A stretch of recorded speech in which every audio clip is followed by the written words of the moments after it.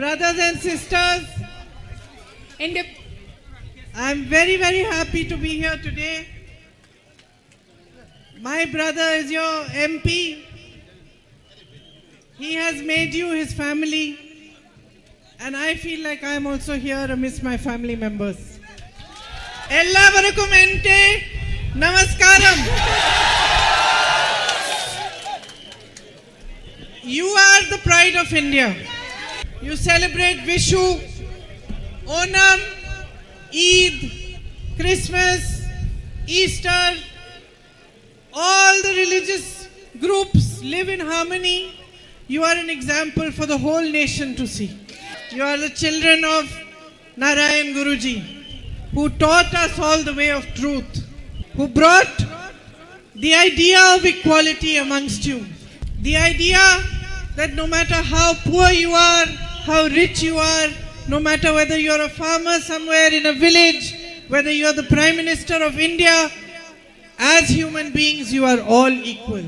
And this is the same idea that Mahatma Gandhi ji expressed. It is the same idea with which he inspired the revolution against the British and made India free. It is the same idea seeded in the Constitution of India. That is why today, no matter where in the country you are, no matter what you do, no matter which religion, which caste you belong to, you have a vote which is your greatest power. This vote makes the future.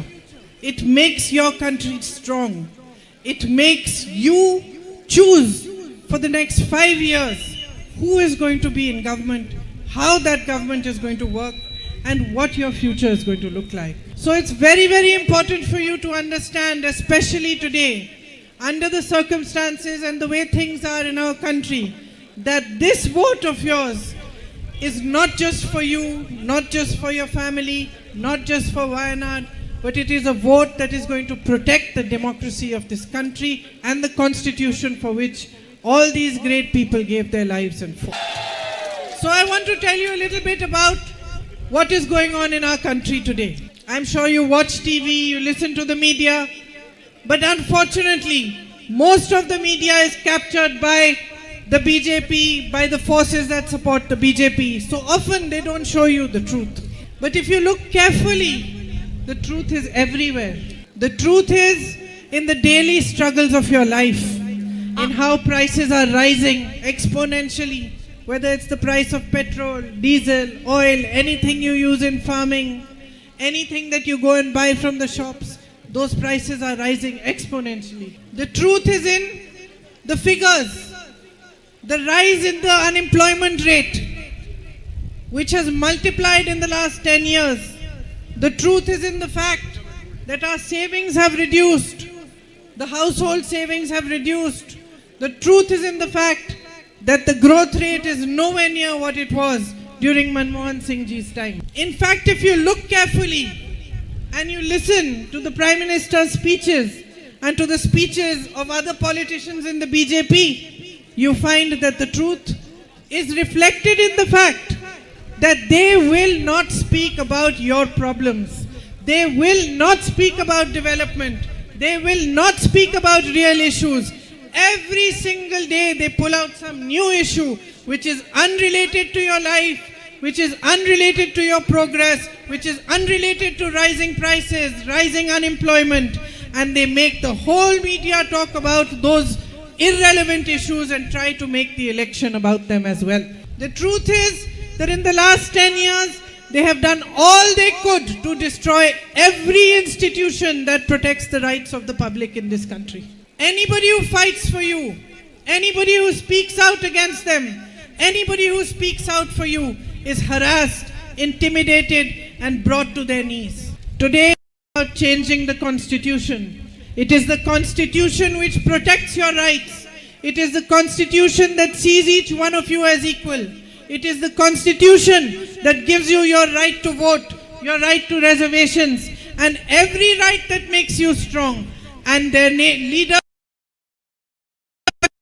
slowly talking about the fact that if you give them another majority in this election, they are going to change the constitution. It must be the first time of this nation and our democracy that two sitting chief ministers have been jailed right at the time of the elections. Hemant Soren ji is a tribal chief minister. He has been harassed endlessly, and today they have put him in jail as well. The situation is thus that Congress party's accounts have been closed by this government just before the elections, so that we do not have the strength to fight the elections in the way that we can. On the other hand, you must have seen that Mr. Narendra Modi came out with a scheme called the Electoral Bond Scheme. This Electoral Bond Scheme was a scheme that ensured that whoever gave donations to political parties, his name or that company's name would remain secret. A case was put in the Supreme Court, and the Supreme Court judged that this scheme would lead to corruption and would lead to biases. And so they said that the list of people who have given donations to all political parties should be made public. And the most interesting thing happened when this list was published. It was found that all sorts of companies had given huge donations to the BJP. Some companies that were earning around 100 crores had given donations of thousands of crores. Some companies that had got contracts from the BJP had given big donations. Other companies on whom cases were put, who were raided, who were pressurized, gave donations, and those cases were removed. Those raids were stopped. So the situation in the country is that institutions that protect you are being weakened. Democracy is being weakened. Corruption is being made systemic. It's being institutionalized. And worst of all, the Prime Minister feels that he can get away with anything and there is no answerability to the public. So while you're shown beautiful images on TV, while you're shown the Prime Minister looking strong and powerful, what has he done to make you strong? He has done but distract the public, divert the public's attention from real issues. And he continues to do it every single day of this election campaign. On the other hand, you have an MP from here, my brother Rahul, who has done nothing but fight for you. They called him all sorts of names. They abused him every day. They spread lies about him. They made videos on social media lying about him. They continue to do it every single day, but he did not stop. They put false cases against him in every corner of this country, in Gujarat, in Bihar, elsewhere, so that they should harass him as much as they could. Called his martyred father a traitor to this nation. They called his martyred grandmother traitor to this nation. They called his grandfather, great-grandfather names. They called his mother names. They attacked his family, but he did not stop fighting for you. With truth and humility and love in his heart, he walked from Kanyakumari to Kashmir, and he traveled from God that we are a united nation, that we must fight for that democracy is not destroyed in our country. They threw him out of parliament. They threw him out of his house. He still did not stop fighting for you. I'm his sister. I'll tell you something. We used to play a lot of soccer when we were children. He taught me how to play. He was a very good player. The one thing he could not accept, we would play, we would fight, sometimes somebody would win, sometimes somebody would lose. But one thing he could never accept was unfairness. As a child, somebody in his own team was unfair to somebody else. As a child, unfairness was unacceptable. And ever since he was a child, whether it was any unfairness being shown to a little animal, or unfairness to other human beings, or to other children, he stood up for the person who was being victimized. And I'll tell you one thing about Rahul, that if his own people, he will stand unfailingly for what is right, for the truth, and what he believes is the reason and the foundation. And that is the idea of fairness and equality. When the this whole sector hands the ports, the airport, everything to his rich policemen friends, and that also only 2 or 3 of them. That is not fairness. That is your wealth which he is giving to those people. When you struggle day and night to make ends meet, to feed your children, to educate them, to find them jobs, and you have no support from your government, and all the support is reserved only for a few people who are the Prime Minister's friends, that is unfairness.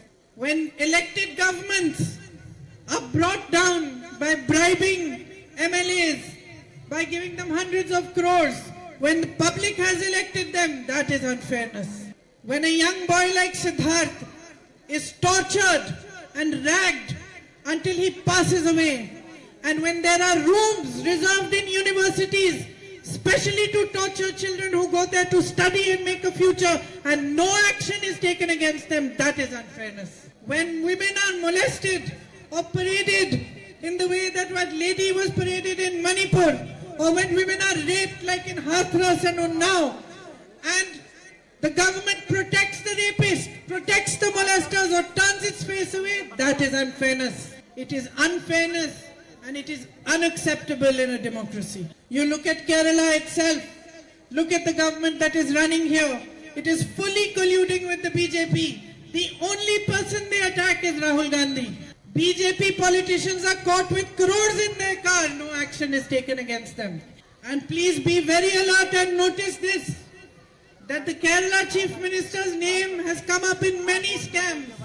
But nowhere has Modi ji's government taken any action against. Every other opposition leader is attacked, harassed, put into jail, cases are put on them, but not against the Chief Minister of Kerala. And the greatest unfairness that is constantly being perpetrated on the people of India is that they are constantly being distracted and asked to vote on the basis of their emotions, their religion, or their caste. Instead of being asked to vote on performance, on the fact that the government should be creating progress, should be developing this country, should be providing opportunities for education, should be providing centers, hospitals for health, should be creating opportunities of work and jobs and employment for you. This is not Rahul ji's politics. Rahul ji's politics is a politics of truth, of real issues, and of hard work. Through his efforts, projects worth 145 crore road projects have been passed for Wayanad. 54 houses have been handed over to needy people, especially to widowed women and other needy people, and 37 more are in the process of being handed over. 10 smart Anganwadi centers have been opened. Under the funds that every member of parliament gets to spend for his constituency, Rahul ji's is one of the highest spent funds in Kerala for the area of Wayanad. 131 projects have been started with these funds. Projects for drinking water, for tribal colonies, dialysis machines, ambulances, school buses, and libraries. When the night traffic ban became an issue, Rahul ji came here and stood with you and fought for you. And the same thing happened when the demarcation of the buffer zone was taking place. He forced the government to safeguard your livelihood. He raised the Nanjangud-Nilambar railway line issue in Parliament. He raised it with both the Chief Minister of Kerala and the Chief Minister of Karnataka. He constantly works for your betterment. He treats you like family. He feels happy when he comes here and he moves among you. He tries hard to understand what your problems are and in which ways they can be resolved. It is under his leadership that many guarantees have been brought in the Congress manifesto this time, which will benefit the public. Minimum support price for crops will become a law in this country. There will be no question of not getting it. And rubber will be given agricultural status. Today there are 30 lakh jobs, vacancies in the central government. They have not been filled.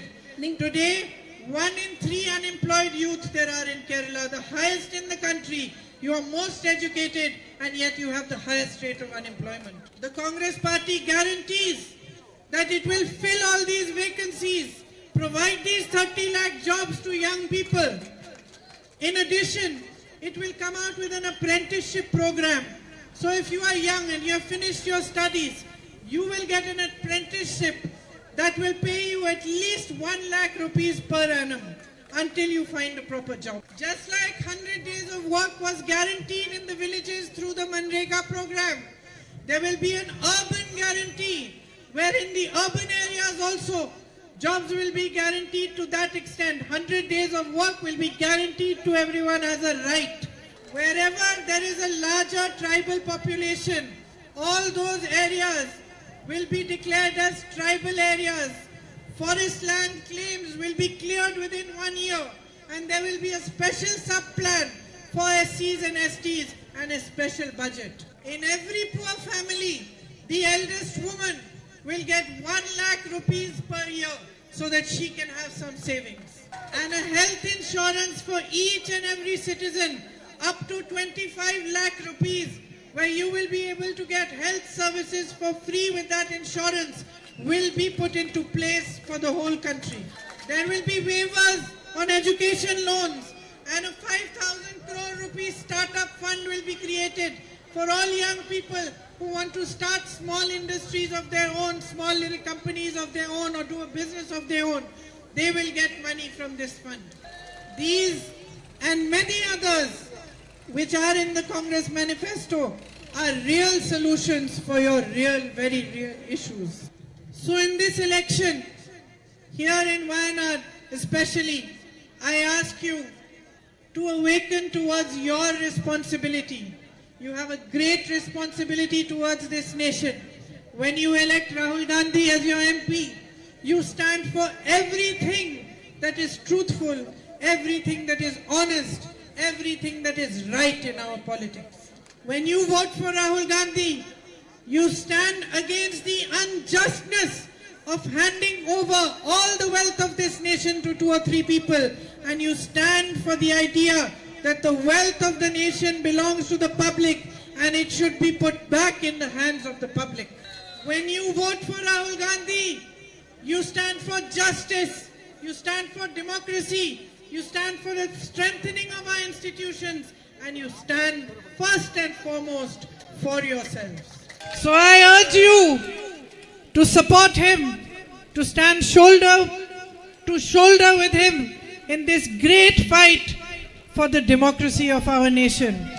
I urge you to walk with him on this difficult and arduous path he has chosen, on the path of truth. As his sister and your sister, I can tell you, he will work with complete dedication for you as he has done in the last 5 years.